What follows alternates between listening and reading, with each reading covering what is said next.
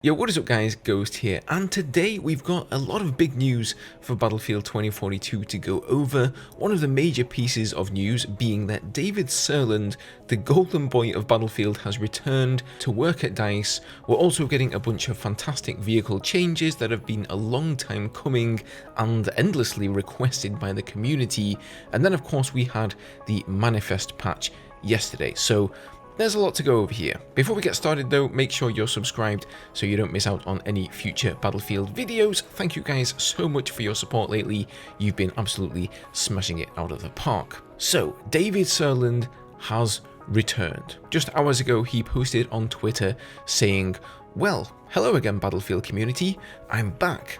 This time around, things really are very different in a good way, and I'm super eager to make the future of Battlefield brighter and better than ever." Information on what that actually means in more detail will spill as time goes on, but rest assured I am going to listen to your feedback, your woes, your ideas, and champion a game that you would love to play. See you on the battlefield. Since then, there has been an outpouring of love all over Twitter to see David's return as a lead producer on Battlefield. I think Mr. Zampella is making a really solid decision here in reinstating David. For those who don't know, David worked on several Battlefield games, including Battlefield 2. He was a designer for Battlefield 4 and all its DLCs, as well as being the head person for the community test servers, aka the CTE, for Battlefield 4, which really led to the success of the game overall and the fantastic state that it's in today and why Battlefield 4 receives so much praise. He worked as a producer on Battlefield 1 and most recently Battlefield 5. He then left DICE in 2020 to go work on delivering Vampire the Masquerade Blood Hunt, and now has obviously rejoined DICE to presumably rekindle some of that Battlefield feeling that has been lost among the past couple of games. So here he's replying to a question from somebody asking which games he worked on in the past, and he says, "A bunch, not all, and not the sole reason that things were good, but I do hope to represent some core Battlefield heart that needs a little reviving of sorts. That's one of my many goals." I really recommend going and checking him out on Twitter if you are on Twitter, and just reading through the thread and seeing his replies to people, because it certainly looks very positive. And don't forget to follow me while you're there as well. So definitely some good news there. Whether David is taking on a role similar to what he did for Battlefield 4, aka turning it from the mess it used to be into the absolute gem that it is now, or working on the next game, remains to be seen. But whatever the case, I think this is a fantastic thing for the franchise. Okay, next let's talk about the dev notes DICE posted yesterday. So these are apparently going to be a regular thing. DICE basically gets one of the teams to sit down and spend a few minutes talking us through what they're working on, and this time around it's from the vehicle team. So they are finally taking a look at some of the vehicles in the game and the role they play. So far we've only really seen balance changes to weapons, vehicle numbers and that sort of thing, but now we're actually getting some changes that will affect how you play that vehicle. So I think the biggest one here is for the tanks. The turret speed is being increased across the board. It does differ depending on which tank you're using and which ammo type, but on average, turret turn speeds are going to be 100% faster or double the speed they were before.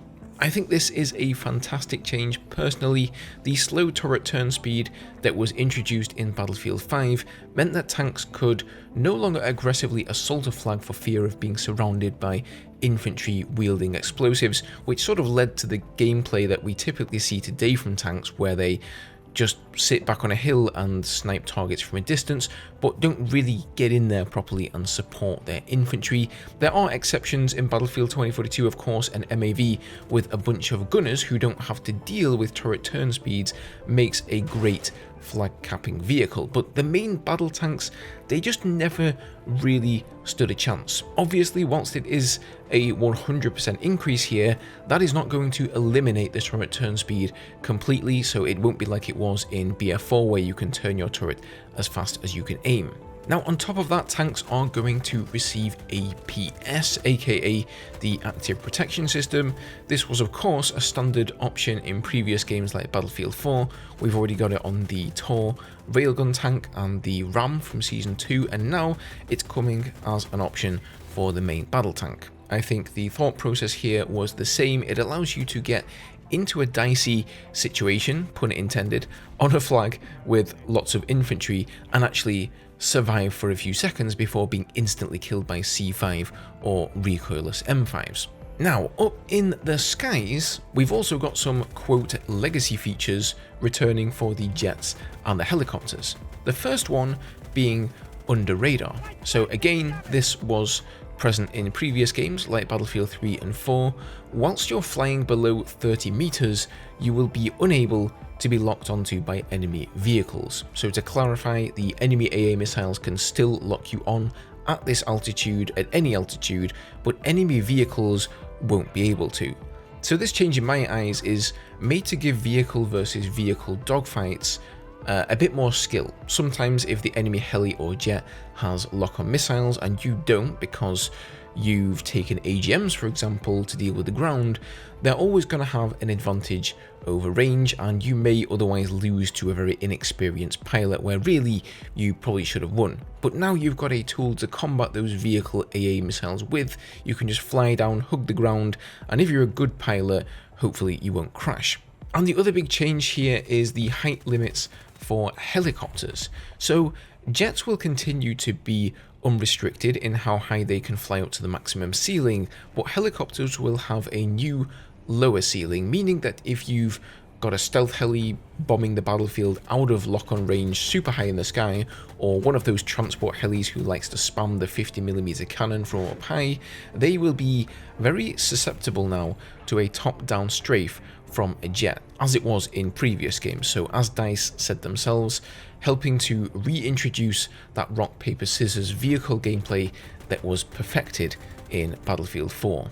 So some really fantastic changes here, things that I myself, and I know a lot of the vehicle guys here on the channel, have been asking for since day one. So really nice to see that here.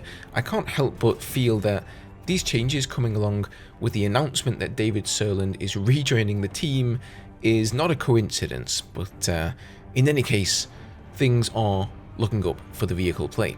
Now, yesterday, of course, we also got our hands on the Manifest rework along with a few new Vault weapons, but hidden within the patch notes were a couple of important fixes and additions to the game that I just wanted to touch on quickly in the video in case you guys missed them. So, firstly, you can now dynamically change the zoom radius of the minimap via a keybind.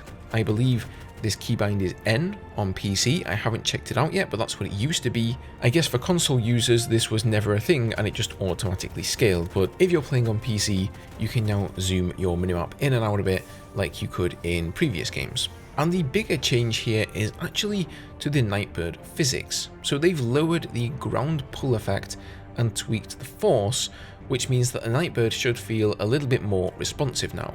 I and many others instantly noticed upon playing 2042 for the first time that the Nightbird felt very bouncy, unnecessarily weighty, and like there was some sort of hidden force constantly dragging you down.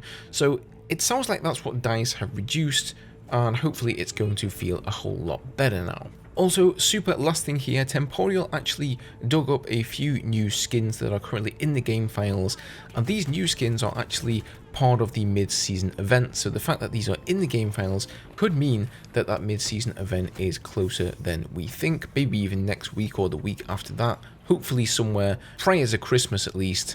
So these are the skins in question here, and obviously on the teaser that DICE gave us with the Manifest rework, they mentioned the mid-season event. They put this screenshot here showing off one of those skins, so that's going to be interesting to see.